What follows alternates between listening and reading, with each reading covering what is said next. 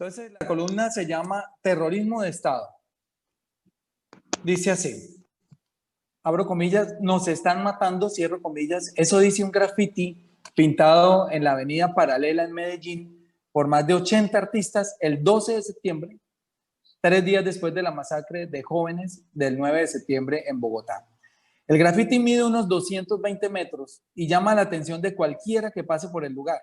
Sin embargo, ni uno de 1000 kilómetros que se extienda, por ejemplo, de Bogotá a Cartagena, podría explicar lo que se está viviendo en Colombia desde la posesión de Iván Duque el 7 de agosto de 2018, pero especialmente desde hace un año después del asesinato de Dylan Cruz a manos de un capitán de la policía, que no obstante los videos en los que se muestra la sevicia con la que dispara a la cabeza del joven de 17 años, aún sigue trabajando en la policía como si nada. Dylan recibió en la cabeza un impacto de munición beanbag con entre 300 y 500 perdigones de plomo en su interior, envueltos en un saco de tela. Las hordas uribistas salieron a justificar el crimen en el hecho de que el muchacho, que apenas terminaba su bachillerato, era un vándalo, como si serlo, aunque está probado que no lo era, mereciera de manera sumaria la pena de muerte. Esta pena de muerte que hoy de facto ha sido instaurada por el gobierno de Iván Duque y sus ejércitos adoctrinados en el odio visceral hacia quien piense distinto al jefe de la secta, hoy preso por otros delitos. Como en un caso de publicidad engañosa, un inofensivo joven de apenas 41 años, cumplió los 42 después de elegido, nos fue vendido como un chabacán amoroso que hacía cabecitas, tocaba guitarra y no quería gobernar con el espejo retrovisor. Millones cayeron en la trampa. Una vez posesionado, es decir, una vez engañó al electorado, se convirtió en un despiadado violador de derechos humanos, el peor monstruo que ha parido Colombia en los últimos 50 años, después de Álvaro Uribe Vélez, precisamente su mentor y titiritero. Nervioso por su inminente caída, que es el mismo ocaso del uribismo, Duque ha dado la orden y si no la ha dado él, estamos en manos de un gobierno paramilitar que dispara a todos los que desobedezcan sus nefastas órdenes. De todo el que proteste por sus nefastas políticas económicas, sociales y de toda índole. En medio de la decadencia del uribismo, policías y soldados del ejército han sacado los ojos a estudiantes y campesinos, han asesinado jóvenes e indígenas, han intentado desaparecer a otros, han violado mujeres en los resguardos indígenas y en los centros de atención inmediata en Bogotá, han quemado vivos a muchachos del municipio de Soacha y han disipado multitudes a disparos en el pecho y la cara, como ni en las peores dictaduras haya sucedido. Puro terrorismo de Estado, que se enquistó en Colombia con el regreso del uribismo y que no tiene otro fin que el de asustar a la gente ante la oleada de protestas que se suscitaron en todo el territorio nacional, que se suscitaron en todo el territorio nacional mañana hace exactamente un año, es decir, las del 21 de noviembre de 2019. Después del asesinato de Dylan Cruz, que sigue en la impunidad, ha corrido mucha sangre bajo la alfombra bien aspirada del Palacio de Nariño. Ilustro a continuación solo alguna mínima parte de los casos. Harold David Morales Payares era un deportista de 17 años que trabajaba lavando carros en un negocio de Cartagena, hasta donde llegaron el pasado 24 de agosto unos patrulleros de la policía que buscaban lavar su moto. Le pidieron al joven que les lavara la moto gratis, pero el chico se negó. Los policías empezaron a patearlo. Harold se asustó y salió corriendo. Cuenta su padre que los uniformados le dispararon provocándole la muerte. El caso está en investigación penal y disciplinaria. El 22 de abril, en el corregimiento de Casacará, del municipio de Codazzi, Cesar, había unas 70 personas exigiendo ayudas alimentarias por la crisis generada por la pandemia. La policía dice que cuando se terminaron los mercados, se desató una azonada que provocó la intervención del SMAT. La comunidad aseguró que los agentes dispararon indiscriminadamente en contra de los manifestantes, provocando una estampida. Un joven llamado Haider Antonio Brochero, de 17 años, recibió un impacto de bala por la espalda y murió mientras era trasladado a un centro hospitalario de Becerril. 4 policías están siendo investigados por este crimen. En Puerto Tejada, Valle del Cauca, con, con intervalo de pocas semanas, sucedieron 2 asesinatos a manos de la fuerza pública. El 20 de abril de ese año, en medio de un enfrentamiento entre una pandilla y la policía del sector, fue asesinado Hanner García, de 22 años. Al escuchar la algarabía, el joven se asomó por la ventana y recibió un balazo, dice su esposa, que a manos de un agente de la policía. Cuenta que luego le arrojaron un gas lacrimógeno, lo que dificultó la prestación de primeros auxilios. Casi un mes después, el 19 de mayo de 2020, en la puerta de su casa, Anderson Arboleda, de 18 años, fue requerido por 2 agentes de la policía por haber violado la cuarentena. Por negarse a firmar el comparendo, Anderson, un joven afro sin antecedentes, fue masacrado a bolillazos en la cabeza. Anderson murió en la clínica por fractura cranoencefálica. El caso sigue en la impunidad. El 25 de junio, durante una jornada de resistencia, fue asesinado el niño Duván Álvarez, de 15 años. Los manifestantes querían evitar el desalojo de varios habitantes de un lote en Ciudadela Sucre, en Soacha. Duván recibió un disparo en el pecho por parte de un agente del SMAT. Los vecinos lo trasladaron a un hospital cercano, al cual llegó sin vida. 15 añitos tenía. El 20 de junio, estamos hablando de este año, en Cumbal, Nariño, el joven Ángel Reveló, de 23 años, fue golpeado brutalmente. Dicen algunos familiares que después de la golpiza, el joven que fue apresado presentó vómitos y dolores de cabeza sin que le prestaran primeros auxilios.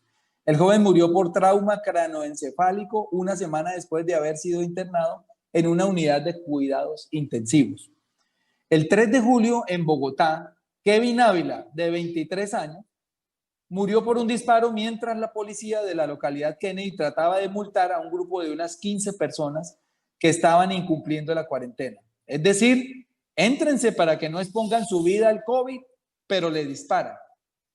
El 8 de septiembre, en la noche, el abogado Javier Ordóñez salió de su casa a altas horas de la noche en busca de un trago, en compañía de un testigo que hoy está siendo amenazado. Fueron requeridos por 2 agentes de la policía motorizados de nombres Harvey Rodríguez y Juan Camilo Lloreda. El resto se cuenta solo en un video que toda Colombia vio, grabado por el compañero de Ordóñez, y en el que se aprecia a los 2 policías aplicando repetidamente descargas eléctricas mientras el hombre les suplica que ya no más. Se ensañaron tanto con el pobre Javier que después fue llevado al CAI del barrio Villaluz, donde literalmente fue molido a palo. El dictamen de medicina legal también habla por sí solo. Transcribo aparte de lo informado por el diario El Espectador el 18 de septiembre. Comillas, el informe de medicina legal indica que Ordóñez murió tras sufrir una hemorragia severa en la cavidad abdominal ocasionada por el estallido de su riñón derecho. Asimismo, de acuerdo con los forenses, se encontró un trauma en su pierna derecha producido por esquirla de proyectil de arma de fuego. Le dispararon. El cuerpo además presentaba signos de inmovilización por moretones en las muñecas y 2 lesiones en el tórax derecho que se habrían hecho con un objeto redondo como un bastón, palo o varilla. Igualmente presentaba traumas en tejidos blandos, en el dorso de las manos, nudillos, codos, rodillas, cara y piernas. Como sucedió con los demás asesinatos cometidos por policías en civiles desarmados, los uribistas salieron a justificar el crimen en el hecho de que Ordóñez estaba drogada, como si ser drogadicto fuera causal de esa pena de muerte que quieren imponer como escarmiento, una especie de campaña brutal para lograr la obediencia colectiva. Sin embargo, el informe de los forenses señala que luego de practicar una prueba en la orina de la víctima, esta resultó negativa para psicoactivos. Es mentira que estaba drogado. También descartaron la presencia de sustancias tóxicas en su cuerpo. Concluye El Espectador, comillas, por otro lado, en el análisis de los expertos, se recogió que las lesiones por arma taser no explican la muerte de Ordóñez, pero producen intenso dolor y sufrimiento, lo que es compatible con tortura. Como consecuencia de este vil asesinato cometido ante los ojos de todos los colombianos, se desató una oleada de indignación similar a la que provocó el ahogamiento de George Floyd en los Estados Unidos por parte también de varios uniformados. El video se hizo viral. De manera espontánea, los habitantes de varias localidades y barrios donde se encuentran ubicados estos centros de atención inmediata salieron a protestar contra la brutalidad y el abuso policial. ¿Hubo desmanes? Sí. ¿Hubo destrozos? Sí. Pero el vandalismo tampoco está tipificado como causal de pena de muerte. Lo que sigue es peor de terrible. La policía asesinó a otra docena de personas, algunas que estaban protestando y otras que simplemente pasaban u observaban las manifestaciones. Haider Fonseca, un jovencito de 17 años, que no obstante su corta edad ya era padre de un niño de 7 meses, no lo mató una bala perdida, como dicen las autoridades. Fueron 4 balas y no es posible que alguien sea tan de malas de recibir 4 balas perdidas. Aunque sea redundante decirlo, porque como dice el músico César López, apuntando con su escopetarra al público, toda bala es perdida. Haider estaba protestando pacíficamente frente al CAI de Verbenal cuando lo vimos en un video irrefutable. Publicado por Semana, varios policías salieron de la parte trasera del CAI y abrieron fuego hacia la multitud.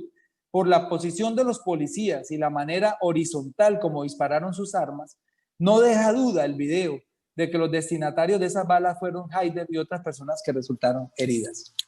Además de Haider, también murieron por disparos en la cara, la cabeza o el tórax, Andrés Rodríguez, de 23 años, Juliet Ramírez, de 18, Haider Fonseca, de 17, Freddy Maecha, de 20, Germán Fuentes, de 25, Julián González, de 27, Angie Vaquero, de 19, Cristian Hurtado, de 27, Lorwan Mendoza, ciudadano venezolano, de 26, Cristian Hernández, de 26 y María del Carmen Biuché, de 44. 13 vidas. 13 verdaderos dramas familiares, 13 tristezas profundas, 13 dolores irreparables, tanto que los CAI, los destruidos, ya casi están refaccionados en su totalidad, pero ninguno de estos muertos ha resucitado. Aún así, las recompensas son para ubicar a los que dañaron los CAI y no para los que mataron a estas personas. En virtud del debido proceso, hay que esperar las investigaciones para determinar a los culpables, pero han aparecido videos en los que se ve claramente a agentes de la policía disparando con armas de fuego a la multitud. El que presentó a Ariel Ávila en Semana es irrefutable. Los policías se camuflan detrás del CAI y luego, como a la orden de alguien, se lanzan a disparar sus armas contra los manifestantes. Incluso lanzan una bomba de humo para camuflarse, para que nadie vea al asesino.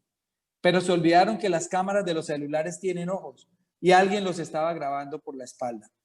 Y no habíamos salido del horror que producen estas imágenes cuando aparecieron otros 2 videos que muestran en manos de quién estamos. Uno que no tiene mayores repercusiones porque la víctima no murió, pero que demuestra el estado demencial en que se encuentran muchos uniformados. Sucede en Popayán. Un joven va tranquilo en su bicicleta por una avenida. De repente aparece una motocicleta con 2 patrulleros a bordo, se le acercan por un costado y sin mediar palabra y en pleno movimiento lo empujan.